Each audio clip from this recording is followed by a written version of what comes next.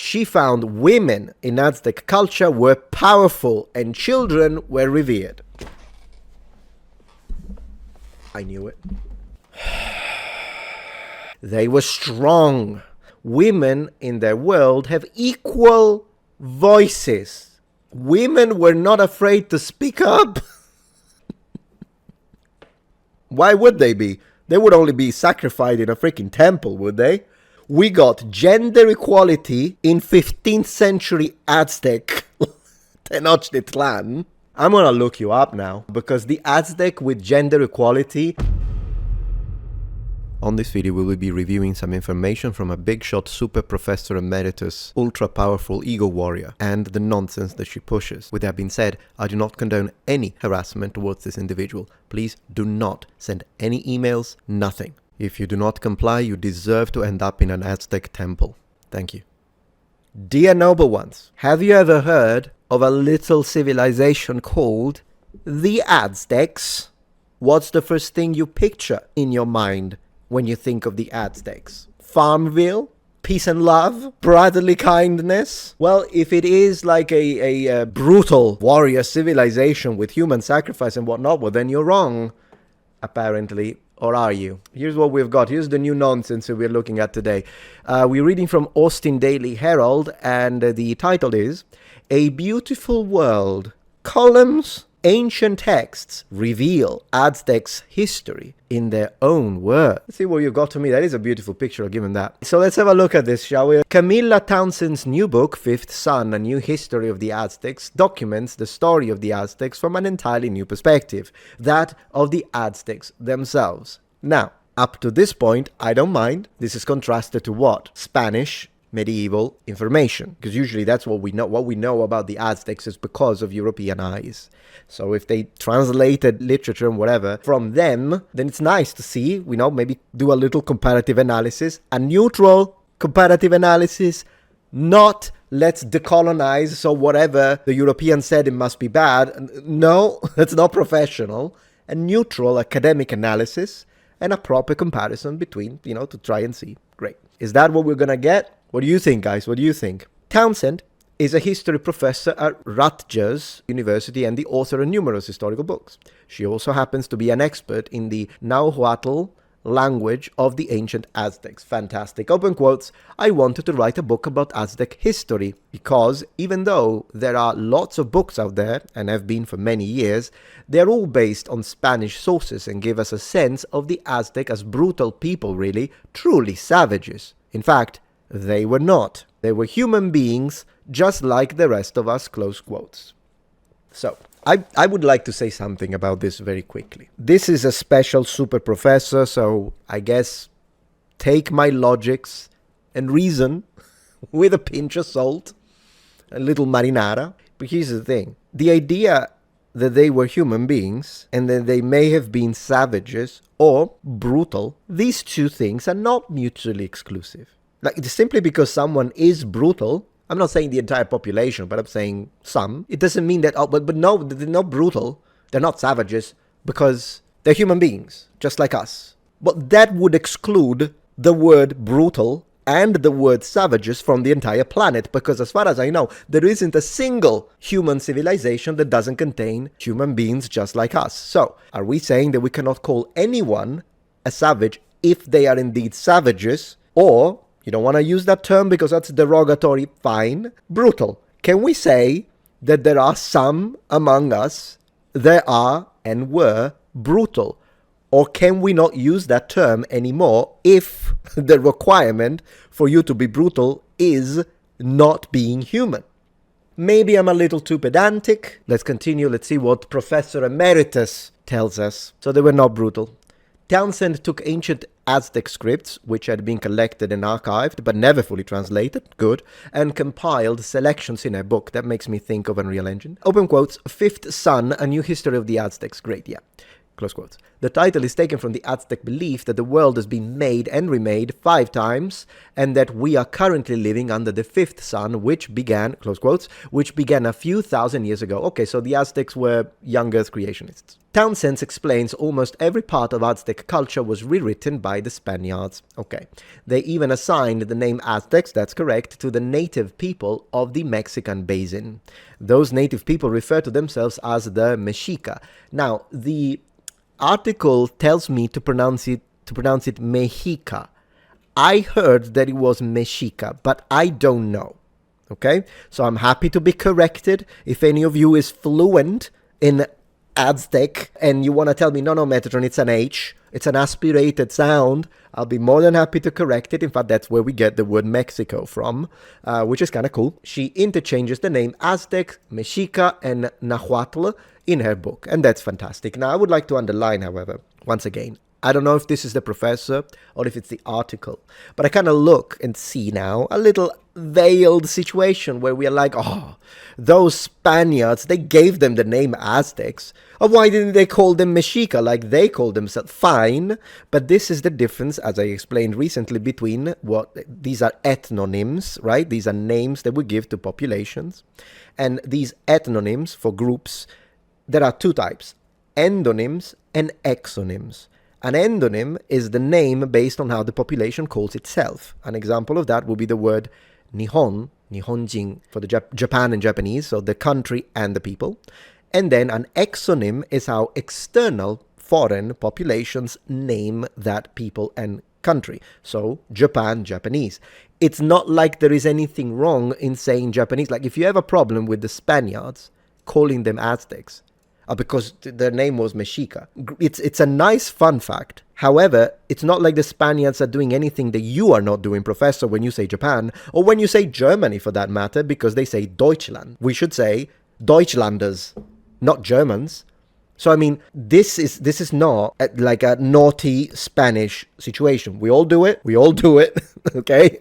So there is that. It's gonna get worse, guys. You've seen nothing. 500 years ago, the Aztecs were a group of nomadic farmers who built one of the greatest empires in history. Debatable, considering that it only lasted, if you really think about it, the Aztecs are very recent. The Inca, the Maya are much more ancient, but the Aztecs, they're medieval, just so you know. The Aztecs are medieval. We're talking 13th century, and then by the time they hit the clash with the Spanish, the Europeans, that's end of story. So I don't know if I would call it one of the greatest empires in history. I'm not trying to be an asshole here. Their capital city was called Tenochtitlan. I can never pronounce that to save my life, and was built on an island in the middle of Lake Texcoco in modern-day Mexico City. The ancient Aztecs developed remarkable techniques of engineering and architecture to build causeways, palaces, and pyramids. They expanded their empire and spread out across the Great Valley of Mexico, assimilating neighboring tribes and building transport routes to both coasts. This is all correct. One of the things that they did have, for example, was bottled water. I don't know if you knew about that one. It's pretty bottled, not with plastic, but I'm saying they did that. They would sell it in the markets.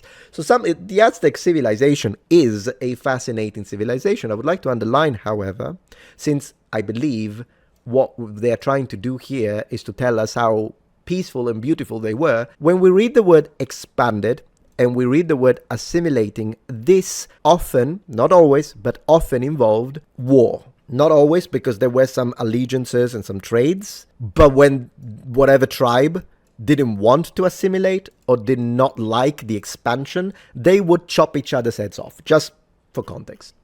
Townsend describes an advanced culture. I'm gonna pull a Peterson on you, define advanced. Open quotes, they had aqueducts bringing fresh water from across the lake on the shore. Ooh, I have something to say about that. They had concerts in front of the temples where the Aztec king lived. They had libraries of painted scrolls. It was a beautiful and impressive sight.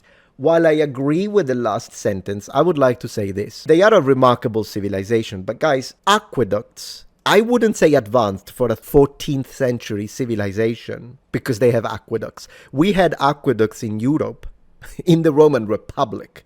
I'm talking like the oldest aqueduct, probably 7th century BC if we involve the Fertile Crescent, BC. So these guys had 1,000 years plus more, 2,000 years, 2,000 whatever the heck years.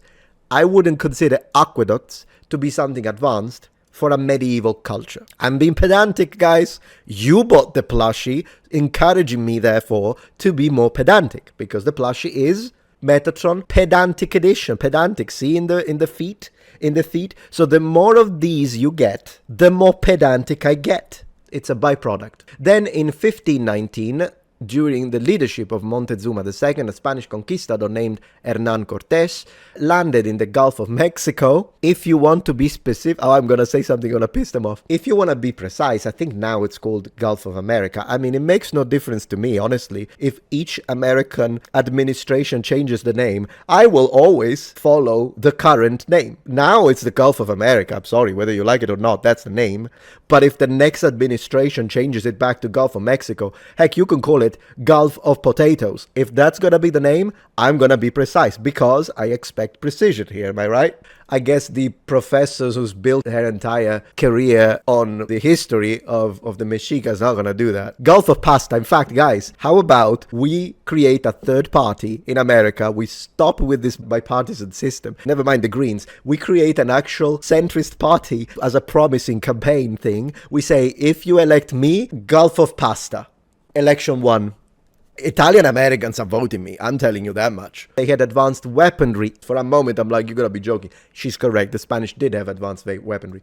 They had advanced weaponry and the aid of conquered neighboring tribes. Yeah, basically the enemy of my enemy is my friend logic. When they ultimately attacked the Aztecs, which resulted in the empire's annihilation. Correct. I mean, it was a case of asymmetrical warfare. It is something that happens. Warfare is always a sad human reality, but that's what happened. I'm glad she's not twisting the facts on that. After the conquest of the Aztec, the Spaniards controlled history's narrative. But now, thanks to Townsend's translations, we have the Aztec side of history, and I would have nothing against it as long as there is no political message. Because there is no political message, am I right? This is just about the facts, right? The Aztecs had a traditionally oral storytelling culture, but began to write their stories down after the Spanish friars arrived and taught them the Roman alphabet. I thought they were advanced. The friars were trying to teach their indigenous students how to read the Bible, but their education also provided a way for the Aztecs to write their own histories. Good on the Spanish friars, I guess. One thing Townsend discovered in their research was that the Aztecs were a far more peaceful people than the Spanish history has taught us. Man, you gotta do some proving here. In fact, their side of history of the story is quite different from the Spanish version. Let's go. Open quotes. There is a widespread misconception that the Aztecs thought the Europeans were gods, close quotes. Yes, yeah, great, fine, Townsend said, open quotes. But this narrative was made up in the late 15th century by a Franciscan friar. In all the records that are closer to the time of conquest, there is no evidence of anything like that. They were not expecting a god to return. Yeah, I remember that discussion. They did not think human beings could be gods. There's nothing in their stories that indicates they thought that, close quotes. Now, I'm fine with this. When it comes to this one here, I heard of it, never looked into it, so I cannot tell you, yes, that's complete nonsense, or no, she's wrong, that we actually have records of that. So I don't know about this one, so perhaps we could look into it for a different video. She found women in Aztec culture were powerful and children were revered. I knew it.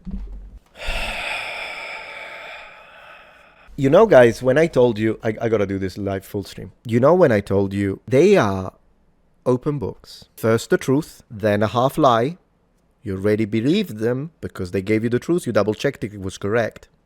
And they give you the half truth. It's all a preparation for the lie. For the lie. So now I think we entered lie territory. Let's go. So the Aztec women were powerful, guys. Open quotes. The Aztecs teach us that even in a warrior culture such as theirs, women in their world have equal voices. Women were not afraid to speak up.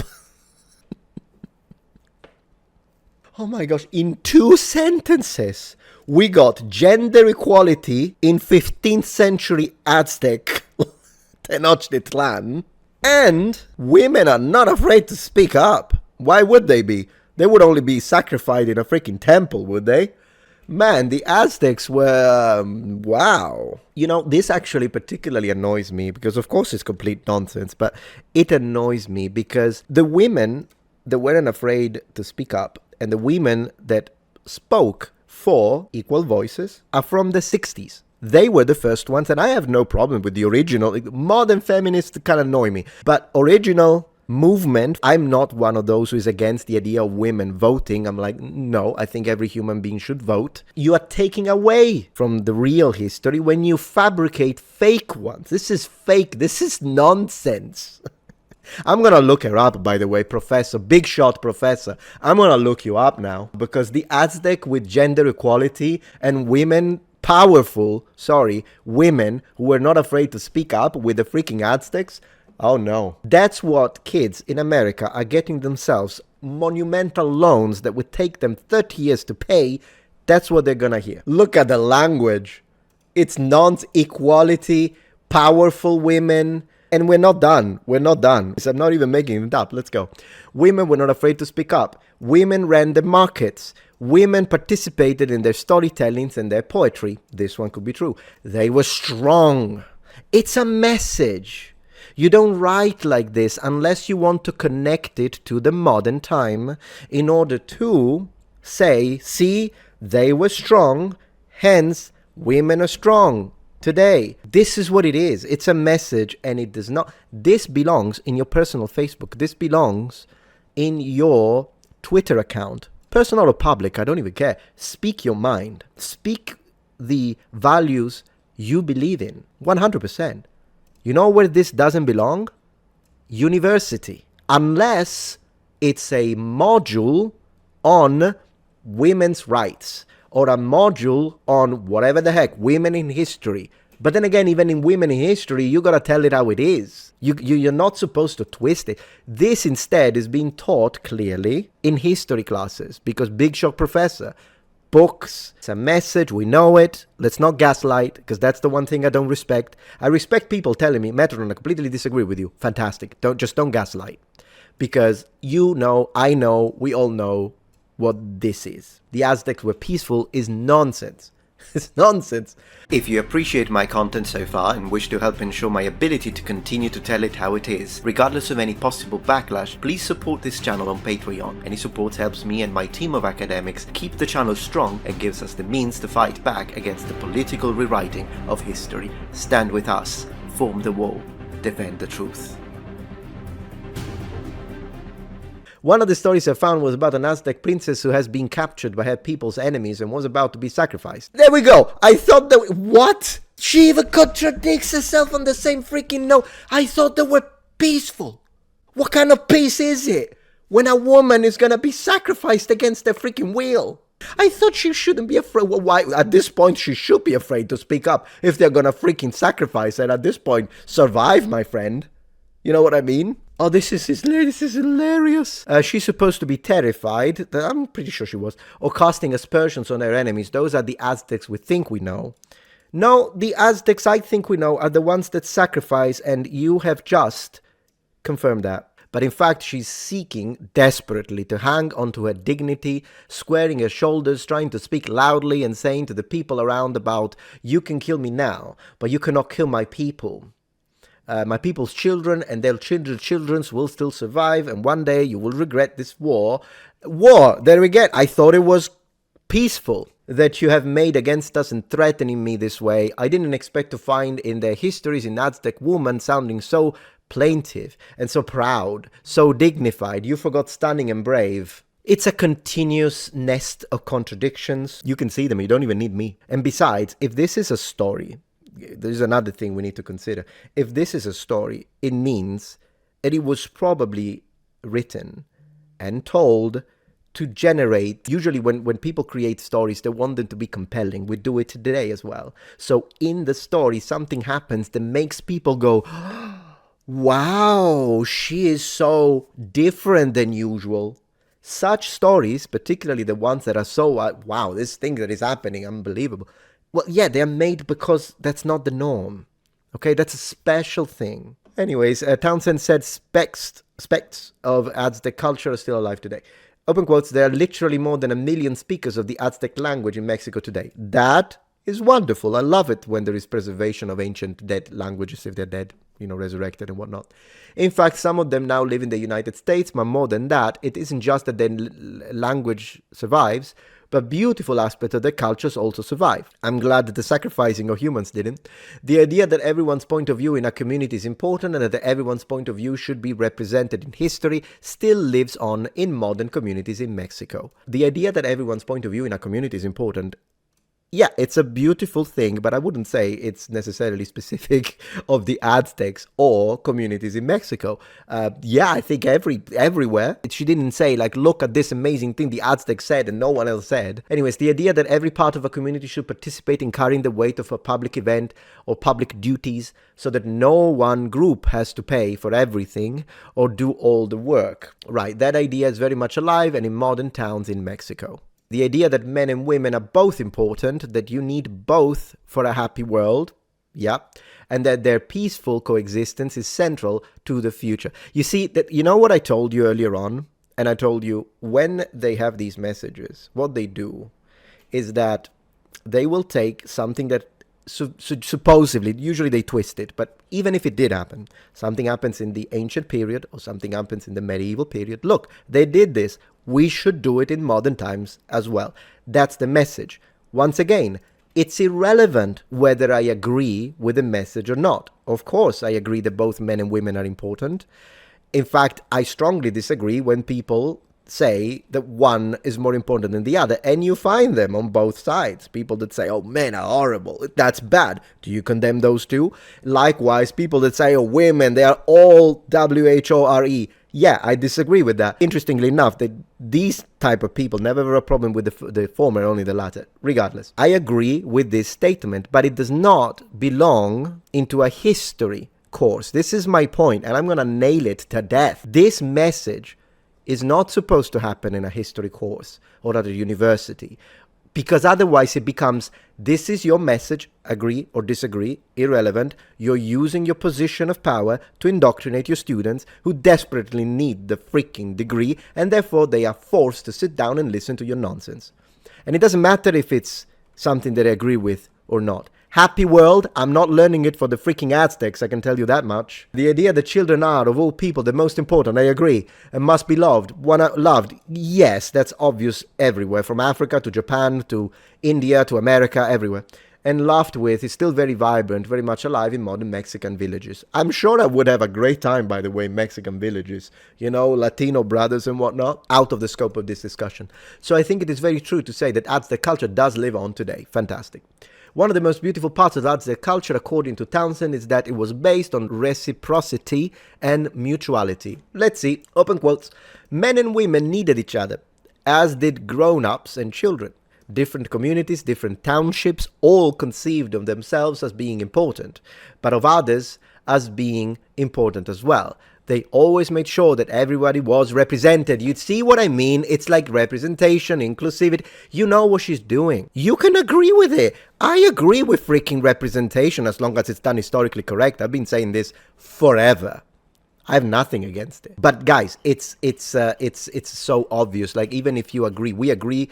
You may disagree with it. Great. But even if you agree, please don't try to gaslight me and tell me, no, I don't think she's actually doing just history. Come on. They believed very much the society would function better if everybody had a say over their own future. It would never have occurred to the Aztecs to have a population of people who were always destined to be enslaved, because it was so... But they did have slaves, though. So what are you talking about? They had slaves. So of course it actually did occur to the Aztecs. She's twisting history. The Aztecs had slaves. Now, given the brutality and the numbers of humans sacrificed, as explained by medieval, late medieval, and early modern period European accounts, are indeed most likely exaggerated, right? Because we are told of the opening of a grand temple and then 10,000 people being sacrificed in 3 days. Yeah, that's most likely exaggerated. But did they sacrifice 1,000 over a month or so? Yeah, very likely. But to be fair, it's not even the numbers that matter. Did the Aztecs perform human sacrifices? If the answer is yes, regardless of whether it's 5 people or whether it's 10,000 people, it's an abhorrent thing. And so it precludes you from saying they were a beautiful, inclusive, where everyone was represented. Well, what about the representation of that poor girl that is being murdered in a temple against her will? Even if it's with her will, that's brainwashing, still a victim. Am I the only one who can tell it how it is in these days? Because this is, even if you hate my guts, I'm right in this scenario. Look at the mental gymnastics just to connect to the message that then you're going to spread for your virtual points. And guys, before anyone says, oh, Metatron, you always have problems with people that are particularly progressive. No, I just debunked a Christian conservative 3 videos ago. So shut it. It's not even true. But in this case, yeah, this is nonsense and I'm going to call it out. This is complete, utter nonsense. And it's mental manipulation. And people are paying for it. Your kids. In fact, you, if you're helping your kids. To have a population of people who were always destined to be enslaved because it was so important to them to feel that everybody had a stake in society. And that everybody feels respected. Everybody feels respected. There is so much we can learn today from their cult. I'm gonna look her up. Let's go to the second section of this. Then I'll recognize all the super chats and whatnot. I'll do it in a second, but give me a second. Professor Townsend. Let's see if we can find her. Again, no harassment, guys. We're just gonna point and laugh. Man, I'm a detective. I'm on fire today. So, Camilla Townsend. Let's see. Rutgers, I don't even know how to read it. University. Let's have a look. Okay, so this is what we are dealing with. So, gender equality, powerful women, everyone respected, no slaves, everyone is happy. Until bad Spanish, right? Camilla Townsend, Board of Governors, distinguished. Oh, I thought it was emeritus. It's distinguished, Professor. Damn it. Why is she not emeritus? Early Native American and Latin American history. The subject, the specialty, is amazing. I love hearing about this. Just stop the bullshit. I don't care how many PhDs you have. They mean shit once you compromise yourself. Research interest. I'm interested in indigenous people. M-, and in relations between natives and newcomers, M-, throughout the Americas. My publications have spanned Mexico, the Andean region. I am deeply immersed in the study of the Aztec language, and my most intense focus is now on the 16th and 17th century writings left to us by Native American historians. Through the historian annals they produced, we catch a glimpse of indigenous conceptualization of history as they existed at first contact. I would like to say this, Emeritus Super Governor Professor Distinguished. I would like to say this. It appears to me that the professor has an innate bias. If the information is written down by Spanish sources, it must be bias colonialism. However, if the information is written by indigenous people and natives, we trust it. It must be true. She must know, however, since this is a super specialty and she has the PhD, that even though it's true that before we Europeans arrived, they couldn't write shit, they did have oral traditions, right? And you know what's typical of the early oral traditions of the origins of the Aztecs, when they tell us, here is where we originally come from, which, by the way, no one knows. The Aztlan, the mythical place of origin, where the original migrant settlers, before they reached the area of modern-day Mexico, they weren't indigenous of that area, they relocated. So when they tell us about that, it is a fact that they burnt down any information, they rewrote it for propagandistic, not rewrote it, but recreated for propagandistic reasons. It's propaganda. We know it. It's not like just because you're an indigenous person or because you are a aboriginal or whatever the heck you want to call, well, then we have to believe. No, you have to believe based on the surrounding evidence, literary evidence, material culture. Like, you have to build a case against it. And the skin tone, whatever you want to call it, ethnic position of the person that wrote or spoke a specific line of events is irrelevant to our methodological frame of reference. Is it bullshit or is it based on reality? What she appears to be doing here is European, must be nonsense. Natives are venerated. Well, I take a problem with that because it's not a matter of distinguished super professor. It's a matter of any professor. In fact, even a freaking lecturer, a professor by contract, should have his lessons based on academic neutrality. I will say that this is the hill I'm willing to die on. And I will say it until the end of my days. Academic neutrality. This is selective bias. Anyways, American history, bunch of books. What do we have? Indigenous Life After the Conquest, Fifth Son, Annals of Native America, blah, blah, blah. And there is nothing wrong, by the way, with the fact that she's focusing on, if she loves and she's genuinely intrigued by indigenous life and tales, and she's like, no, I want to know what they tell me about their culture. That's wonderful. But you have to be neutral about it. Once again, guys, do not look, I know that the email is here. Please don't email her. Don't do it, because you only make it look bad on me. You do nothing to her. You make me look bad, because I'm strongly against it. I'm strongly against all forms of harassment. It doesn't matter. If you believe in freedom of speech like me, she has the right to say this, and we have the right to call it bullshit. And that's where it should stop. But a beautiful world, I call it nonsense. I call it for what it is, guys. Totally agree, don't contact her at all. Absolutely, we don't need that. Who cares? I mean, at that point, if you go and you start saying, you liberal monster, well, then you are part of the problem, aren't you? There is no need to do that. Let's be civil. However, when there is nonsense, we call it, regardless, call it out, regardless of the backlash. And you know that there will be, who is it? Who's the next Freda? Who's the next offended guy who's going to make a hit piece about Metatron because he hates indigenous people? That's what they're going to do. They're going to twist my words, whatever. Mind you, they never have. Check it. Even one. Okay, Alec Gunter, Duke It Out. What's the other one? Freda, Bad, you know who. It's not like they ever have an anti-harassment disclaimer on their videos about me, do they? Never. They want the harassment. That's why they never even care. Me, however, I always, you just saw it. I dislike monumentally what this professor said. Yet, I have my disclaimer. Do not harass. And when this video, whatever segment, gets edited and cut into its own videos, I will put at the beginning, I said don't harass. I will do it. I will do it. That's the news, guys. The Aztecs, it was a paradise on earth with independent, powerful women and respect for everyone, including the people massacred. But they were respected and their voices were heard when they were screaming on top of the temples. And so, yeah.